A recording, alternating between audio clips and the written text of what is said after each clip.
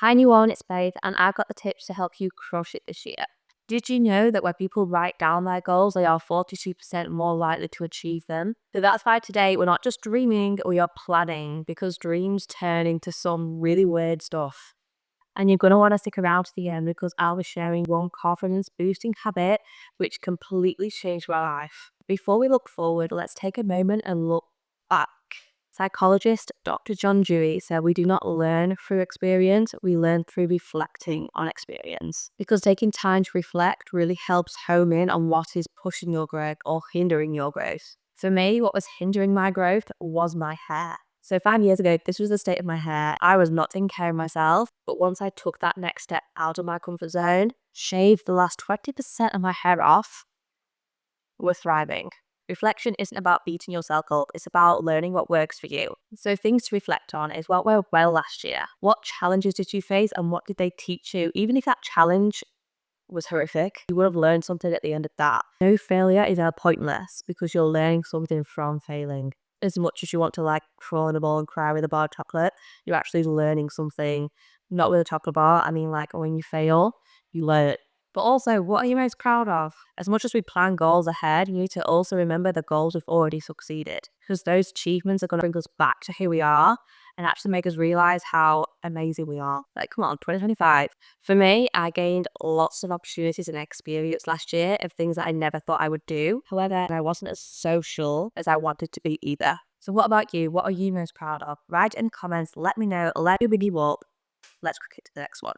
Set clear goals. Setting goals gives you a direction, but setting the right goal makes a big difference. You need to be clear and specific with what you want at the end. For example, a bad goal is I want to get fit. Cool. But how are you going to get fit? What do you want to do to get fit? Do you want abs? Do you want to be strong? Do you want to run a marathon? Do you want to dance? Do you want to go on tour?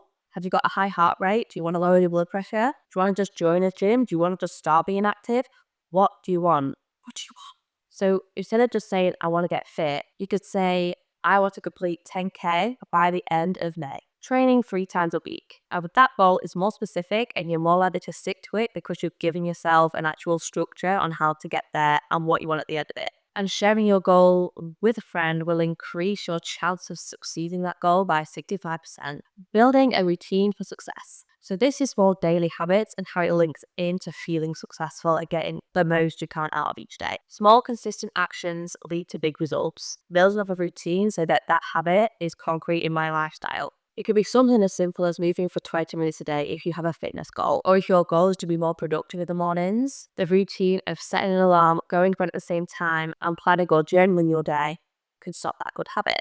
Or even if your goal is to lower the screen time, you could start a 2-hour habit where the first hour of the day and the last hour of the day is technology free. And being consistent isn't about being 100% perfect every day. It's about matching the person you were the day before plus 1%. That's consistency, that's growth, that's success, that's your habit. Overcome self-doubt, that imposter syndrome, those little voices in our head that's I can't do this, I'm not good enough. Ugh. It's something we all face, but don't let those words in your head define who you are. Felt like a bobblehead. And we can easily challenge these thoughts. Instead of saying, I can't do this, say, I'll figure it out, or I'm going to do this. Because you always thrive from something that's good and something positive, not from something that's negative. If you say you can't do something, you don't want to do it. But if you say, actually, I will do this, I'm going to figure it out, it gives your action accountability to actually go and do it. Having Alabuta for 15 years now has taught me that confidence isn't being perfect, it's being authentically you, it's showing up for yourself every day. But also surround yourself with people that big you up and support you as much as you need to support yourself, because their support and positivity will help push out those negative feelings that you have about yourself. Because self-doubt is such a personal thing, just remember, life is too short to not give it your all or to care too much about what other people think of you. And stick around to the end for my confidence tip because that will really help tackle that self-doubt.